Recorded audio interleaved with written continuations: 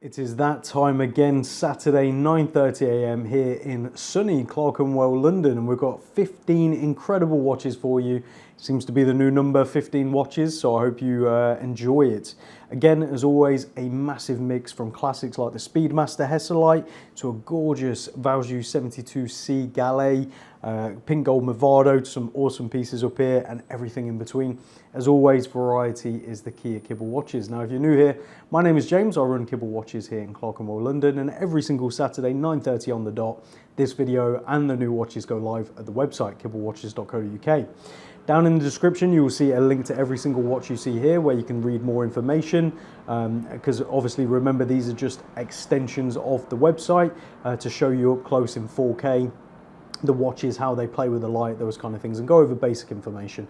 But the full details, including every specification you could possibly need, is over on the website, as well as additional photos and everything else, book an appointment, all that good stuff. So be sure to check those out. And there's also timestamps. So if you're here just to see the awesome Kurono Tokyo, you can skip just to that specific watch and skip all my rambling on all of the other pieces. Now, I do want to say a big thank you. It's been incredibly busy recently, and that's thanks to you all buying, selling, consigning. It has been mental, and it seems to not be slowing down. So thank you incredibly. It's been amazing. Yeah, I can't complain at all. Before we get onto the watches on the table, what's on wrist, I'm actually wearing a gorgeous Grand Seiko. This is an early Grand Seiko high beat GMT, nicknamed the Mount Iwate, I believe is how you pronounce it, specifically the SBGJ 201. This was one of the first references of Grand Seiko I ever sold many years ago now, and I've always loved this model. I think it's massively underrated and undervalued with that beautiful popper blue, that texture. I mean, it's brilliant, and this is on the bracelet, and it has been worn to death, so I am comfortably wearing it now without worrying about any additional scratches, which is always nice.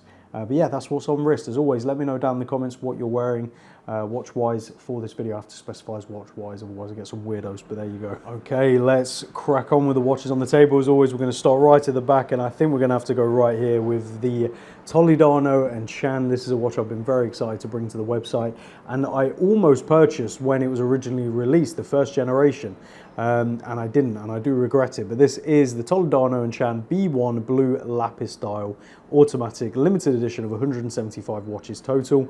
The dial is inspired, well, sorry, the case and the whole construction is inspired by architecture by the guys over at Toledano and Chan. Fantastic story, one well worth reading up. And if you're not already following Mr. Enthusiast, make sure you do. This is his creation along with Chan. It's amazing, absolutely amazing. Simple two-hand, lovely blue lapis dial with that offset and quite unusually shaped window for the dial. And I say window because that's what it's inspired by, a window from a very cool sort of brutalist architecture. Now, here in Clerkenwell, I'm right next to Barbican, and the Barbican, which is known for its brutalist architecture. So I'm a big fan of this, and I see this kind of stuff daily. Very cool. As we take a look around the case, you've got very nice sort of straight finishing across the whole thing. A non-signed crown at 9 o'clock, so it's a left hand, something to keep in mind. Most people put it on the wrong way, myself included, the first time I was handed one of these. Then we come over to the typical crown side, where you've got that incredible slope down the side of the case, creating this very unique wearing sort of watch on the wrist as you come to it. You've then got this brick bracelet, which is absolutely fantastic. The way it tapers around and comes down towards the clasp, and a very unique style for taking out the links. It's got screws on the underside, and then the bar in the center that holds the screws together comes out, so you can adjust it relatively easy. Once you've done one or two, it becomes quite self-explanatory. A folding clasp, which is just pressure fit.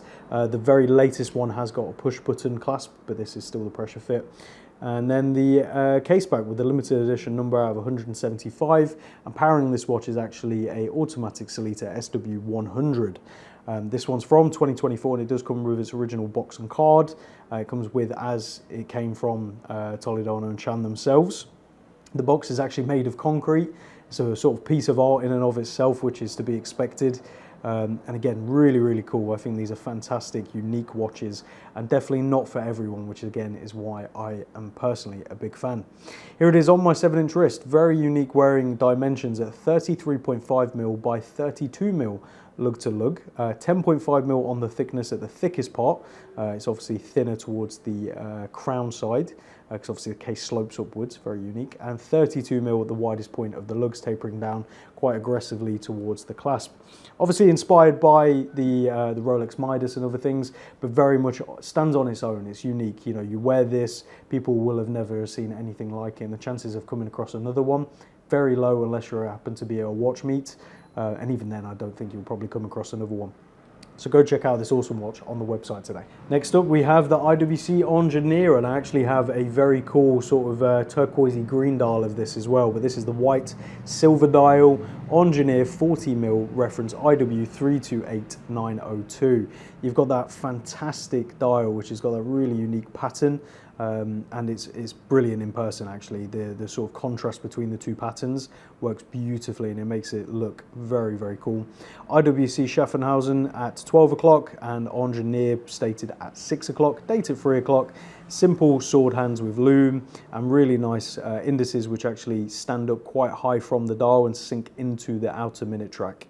Very wonderfully done. You then have the brushed and polished bezel with those really nice chamfers and those sort of like hex screws for the bezel, 5 of them, which is always very nice to see. And then we take a look around the case, again brushing with a really nice polished chamfer, sign crown at 3 o'clock, and it comes on its iconic integrated bracelet, which is super comfortable and really easy to size with these sort of push links where you have a push in the center on the underside and it pops out the bar. You then take out the bar and you can swap them over. Really nice, easy, simple.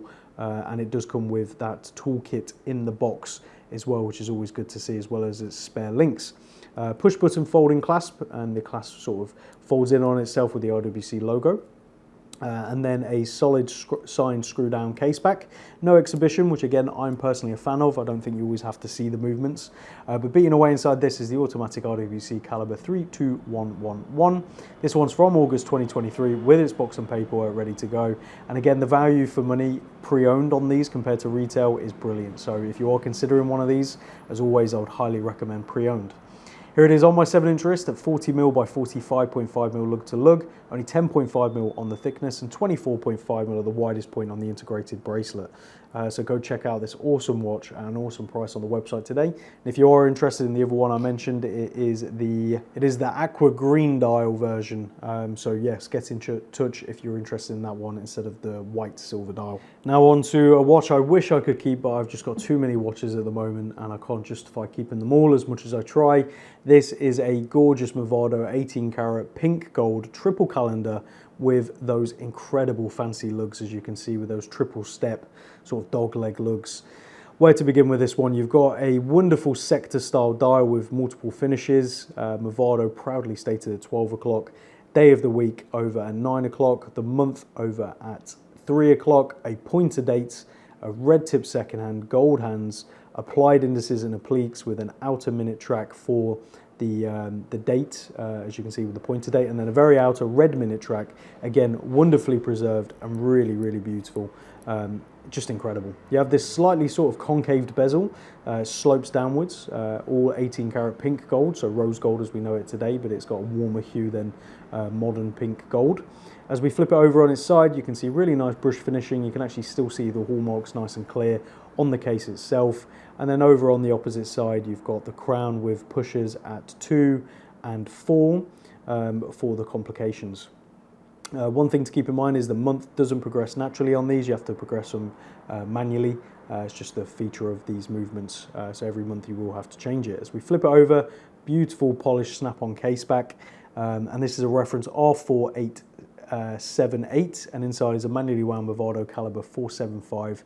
This is from the circa 1950s, and it's just a wonderful example. Got it paired on this sort of like lizard style strap, which I think suits it beautifully. Yeah, as I say, if times were different, this would be staying with me, because finding a pink gold example like this good, they just don't come up often. So this is on my 7-inch wrist, 34mm by 41.5mm lug to lug, only 10mm on the thickness and 17mm on the lugs with drilled lug holes to make strap changing super easy. go check out this beautiful watch on the website today before you regret not picking it up. From that vintage watch to this vintage watch, and this is an absolutely wonderful Gallet. Now Gallet is a brand that I think are incredible. They're often massively undervalued, and right now there seems to be a collector uptick in them, so it's a good time to sort of get in before things get crazy, and this is a really great example. So this is the Gallet Multichron calendar chronograph, powered by the amazing Valjoux 72C, which is not a movement we see often. We see the Valjoux 72. It's actually used in the pre-Daytonas, so it's a very famous movement, but the 72C for the calendar, again, is not one we see often. So you have your traditional chronograph layout with your center chronograph seconds, running seconds over at 9 o'clock, a 30-minute and 12-hour totalizer there on the dial. Now, interestingly, you can see a pointer date with a red tip seconds on the pointer with that outer date track in blue. Gallet proudly stated at 12, with 12 in a very nice, unique font. Again, very, very cool. There's a close-up photo on the website. You've got the day of the week on the left-hand side and the month over on the right-hand side. Nice big crown at 3 o'clock, nice big pump pushers as well for the chronograph. And then you have two pushers actually in the side of the case where the pushers themselves sort of poke out. They're protected by a surround, which is very cool to see. So yeah, really, really great profile and great size as well. We'll talk more about that in a minute, but it's 35mm, and you've got these slightly twisted chamfered lugs, polishing throughout with a nice bezel as well. And as we flip it over, you can see an engraving right there. It says from WSS Junior to JJS November 1963. So later than what the watch probably dates to. The watch probably dates to sort of mid to late 1950s, but it could have been gifted, you know, as a pre-owned watch or just left in the shop until finally it was sold in 1963. It's not uncommon at this sort of period. This is a reference 998, and powering this watch is a manually wound Valjoux caliber 72C, as I said. A fantastic movement, one you do not see often. Comes paired on this really nice watch gecko strap, which I think suits it perfectly. But most importantly, here it is on my 7-inch wrist. This watch packs a punch for the size and the price at 35mm by 43mm, 43.5mm lug to lug.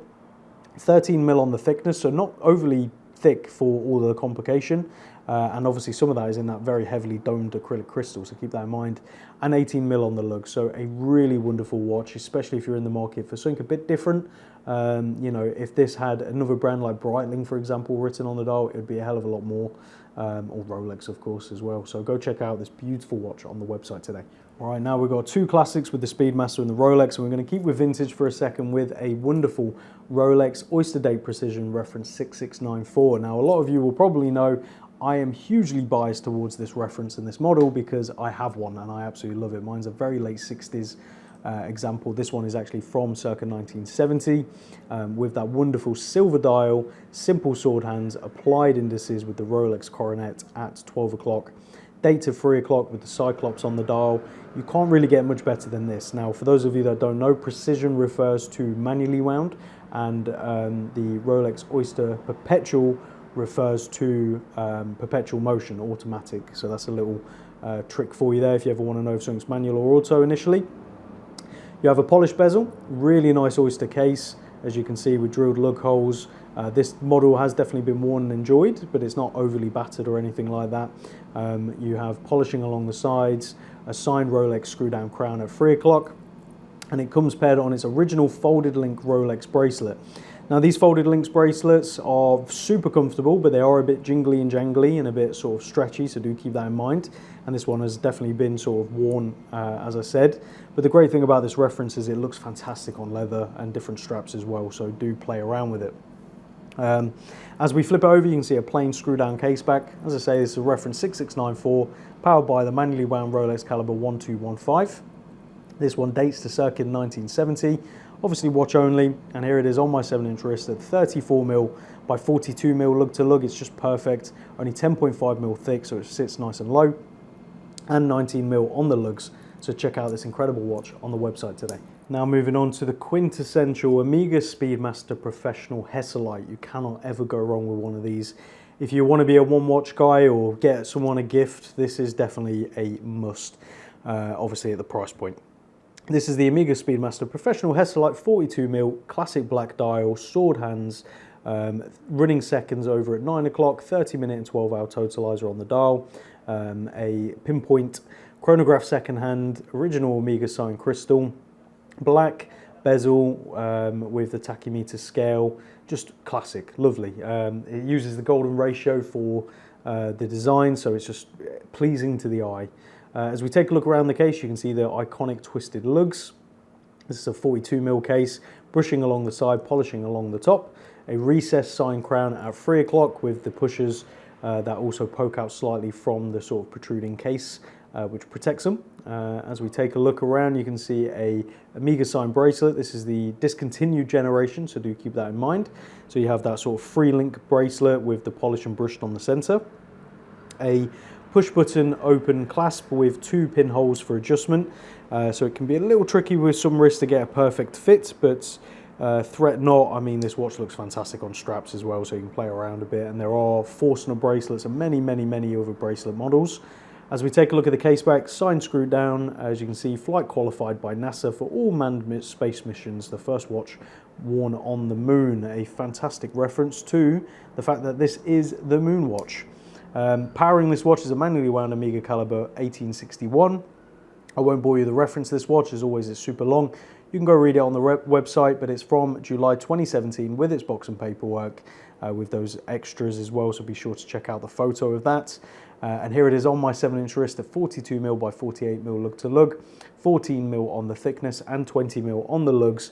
You cannot go wrong with a Speedmaster, especially this classic one. And I'm often asked why I don't have a Speedmaster in the collection. And the reason being, my father has this exact reference that we're looking at right here. And for that reason, I leave the Speedmaster to him.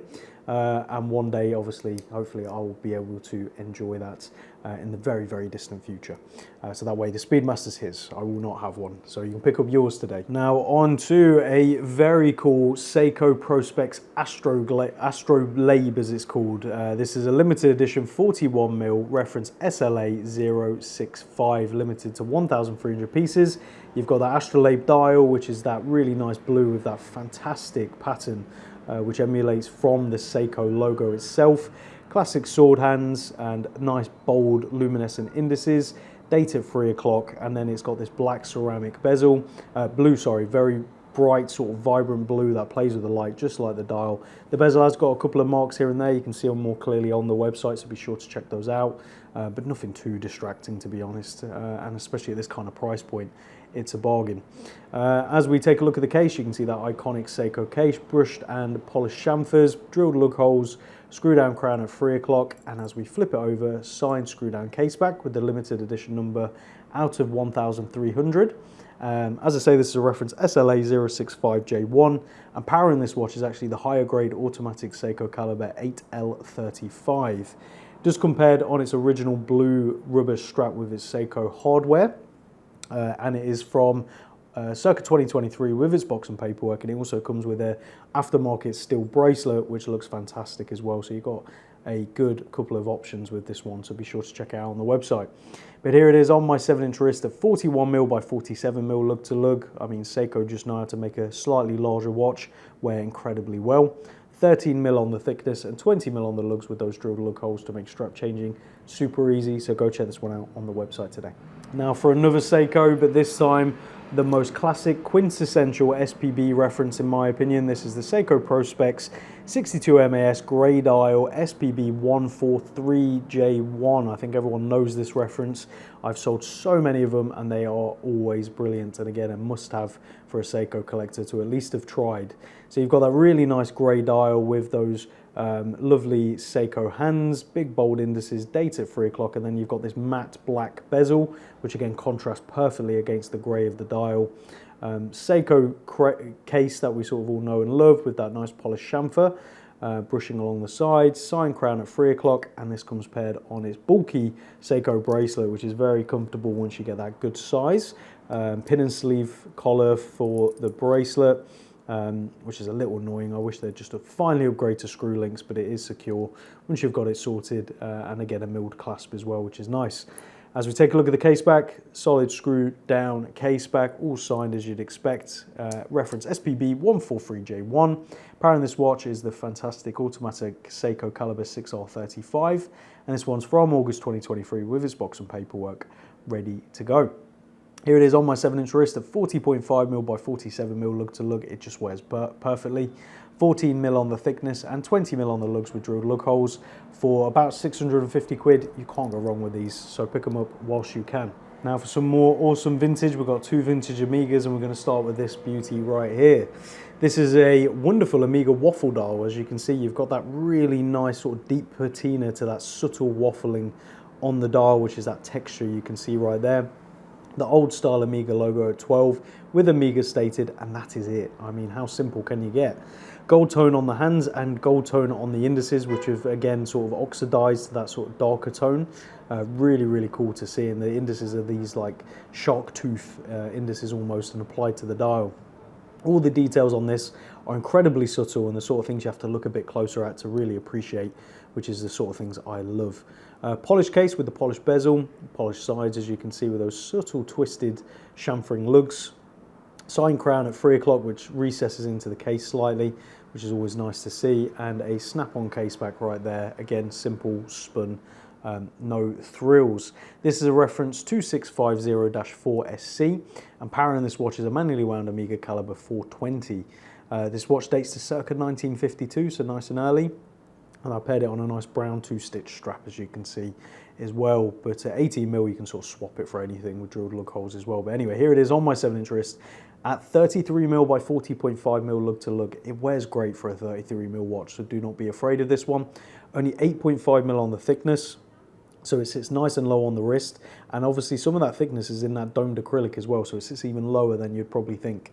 And as I said, 18mm on the lugs, drilled lug holes, strap changing, super easy, and at 18mm, your options are endless. So go check out this incredible watch on the website today. Now, for those of you that appreciate something a little more different, this one's probably for you. This is a gorgeous Omega de Ville square case, as you can see, with that lovely gold-plated case. You've got a simple Omega de Ville dial with black onyx hands with the black onyx indices, which are applied around the outside. No minute track, no thrills, slight patina on the very right hand side, which is very subtle, you can hardly tell, but again, it's nice to have that little bit of character in there. Really nice square case, which is polished and gold plated. You can see some sort of gold burn around the outside where it's just been kept in storage for many years. I like to leave that because again, it's all part of the story. In my opinion, sign crown at 3 o'clock. And as you flip it over, you'll see a snap-on steel case back. It says, as always, Val, 23rd of August, 1971. So probably a gift or something like that, maybe a wedding, who knows? That's the sort of beauty of engravings. Why I personally like to keep them, you know, it's part of the story. And that could have been done at any point. It could have been done in 71. I think based on the engraving, it looks later to me. So maybe a gift to celebrate an anniversary or something like that. But anyway, this is a reference 111.071. Beating away inside is a manually wound Omega caliber 620, and it dates to circa 1968. So really, really cool piece, and I've paired it on this very nice watch gecko strap, which I think suits it beautifully, to be honest. And here it is. Oh, you have to excuse the noise of Clerkenwell, it's always loud. And here it is on my 7-inch wrist, at 26mm by 34mm lug to lug. It's a really cool watch on the wrist. I don't think it's too small at all, but you be the judge of that for yourself. Only 6mm on the thickness, so incredibly thin, but 19mm on the lug, so a little wider on the lug width to help with the size and wearing. So go check out this beautiful watch on the website today. Now for something a little bit different, this is the wonderful Kurono Tokyo Jubilee Sensu EOL Blue Automatic, reference CP25. As you can see from that dial, you've got that wonderful sort of guilloche pattern on the inside with those incredible numerals around the outside. Logo at 12 o'clock. Power reserve over there at sort of 9:30, which again is done beautifully in those iconic Chrono Tokyo sort of leaf style organic hands. They're very, very nicely done. You can never really go wrong with a Chrono Tokyo. The attention to detail is fantastic, and it's sort of to be expected with the Japanese way of producing beautiful things like this. The bezel concaves inwards, or concaves downwards, I guess you'd say, so it's got that really cool shape, all polished with the case around the outside, as you can see, with a cabochon set crown at 3 o'clock, a nice little touch. And as we flip it over, a sign spun case back with all the details on there. This watch has probably been worn once or twice, if that, so you really can't go wrong with this example.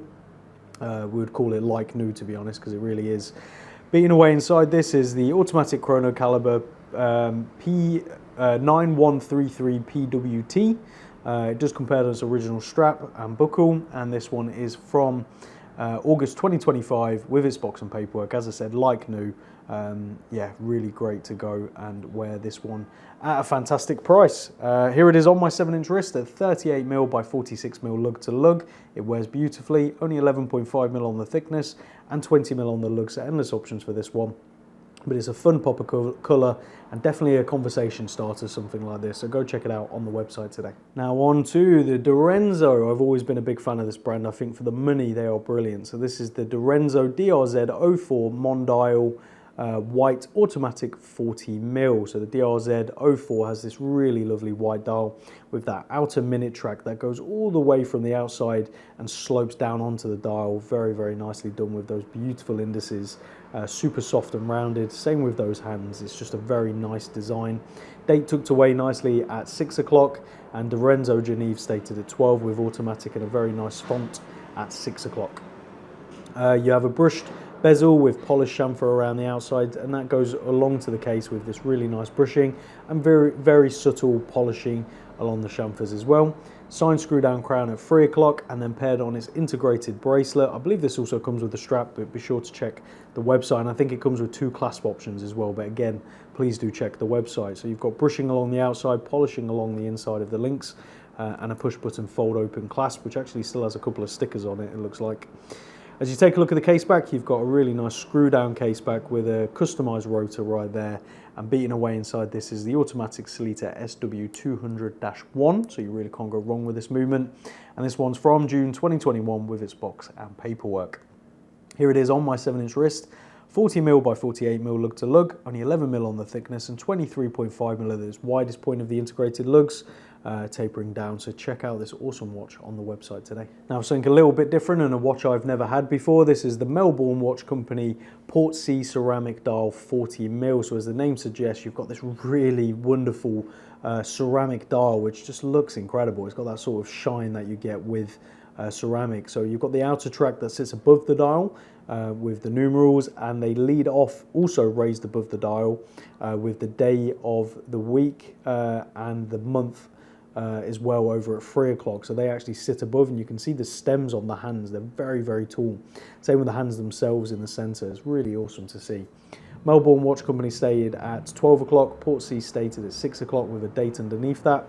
It's a nice complication. You have this polished case with a nice simple bezel and polished sides, where there's a subtle step that comes down as well. Sign crown at 3 o'clock with a pusher at 2 o'clock for, I believe, the month. So yes, you can see that. As we flip it over, a really well decorated case back right there with all the details proudly stated. Beating away inside this watch is actually a automatic Miyota caliber 9122, and it comes paired on its brown leather strap with its signed buckle as well, so all signed as you can see. This one's from July 2016 with its box and paperwork, and again the value for money on this is really, really good if you're after something a little different. Here it is on my 7-inch wrist, 40mm by 47.5mm lug to lug, only 12.5mm on the thickness and 20mm on the lug, so you can really play around with straps. I think this would look really good on a blue suede or something like that for something a little bit different, but go check this one out on the website today. Okay, now down to the final two. We're going to go over to this one. This is the Archimede, I believe is how you pronounce it, Outdoor Project OL.F Automatic 39mm. Really cool sort of adventurer's watch, I guess you'd say, or field watch with that subtle sort of like brown, greeny, blacky dial. It's very hard to sort of gauge what color exactly it is. It's got a green hue to like a gray tone. I don't know how else to pronounce it or describe it, I guess, is what you'd actually say. Simple hands, which again have got that same sort of darker tone to them or lighter tone. Indices around the outside with the numerals there, and a date at 3 o'clock. Nicely done. You've got this matte finish case all the way along with matte sides and a very nice crown that's recessed into the case, screw down as well with nice grip. Just compared on this sprung bracelet, these are like those Fixo Flex bracelets, which is what this actually is. So very, very comfortable on the wrist, and you can adjust them. I believe it has a little pamphlet inside about how to adjust them.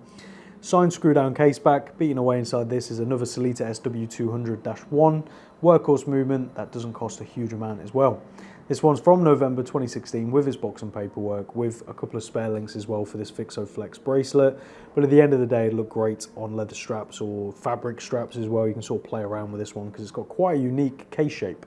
So here it is on my 7-inch wrist at 39mm by 43mm lug to lug, 10.5mm on the thickness and 18mm on the lugs. So as I say, swap this out for like a nice canvas strap or something. I think would look really, really cool as a field watch. So go check this one out on the website today. And last but by no means least, a very affordable quartz Longines from the 2000s. This is the Grand Classic Silver Quartz 33mm, reference L4720.4. Really nice simple grey silver dial, sword hands which are very thin and black with a silver second hand, outer minute track with applied indices and dates over there at 3 o'clock. You've got a really nice polished case with a stepped bezel, polish along the sides and a small tiny screw down crown at 3 o'clock, and it comes paired on its polished bracelet which is full size, so nice and big, with a friction fit folding clasp which is all signed as you can see. And then you've got the snap-on case back which actually still has a sticker on it. I don't think this watch really has been used much over the years. I've already given you the reference. It's powered by a Swiss Quartz Longines movement and it's from the circa 2000s, watch only, no box or paperwork. But again, would look great on a leather strap or this bracelet. It's kind of one of those go-to watches for not a lot of money. That ticks a lot of boxes. Here it is on my 7-inch wrist at 33mm by 37.5mm lug to lug, nice and compact on the wrist, only 5.5mm thin, so very, very thin on the wrist, and 18mm lug, so endless options, browns, blues, greys. It's going to look good on anything. So go check this one out on the website today. So there you have it, everyone. 15 awesome watches. Let me know down in the comments what's your favorite. For me, it has to be the Movado. I just love it. I would keep it if I could. Close second is maybe this Gallet as well, and then the Toledano and Chan. But as always, I can justify every watch on the table, which is a terrible thing to do because I really could keep everything, which I can't, thankfully. So yeah, there we go. I'm like the worst watch dealer you'll ever meet. I look forward to hearing what's your favorite down in the comments, and as always, I look forward to seeing you again next Saturday. We've got more incredible stuff, including, all being well, a Arnold & Son Nebula Red Gold Limited Edition, Gerald Perigo Laureato in black, Vacheron Constantin Triple Calendar Moon Phase. There's incredible stuff coming. So keep an eye out. We'll see you all again next Saturday. Take care.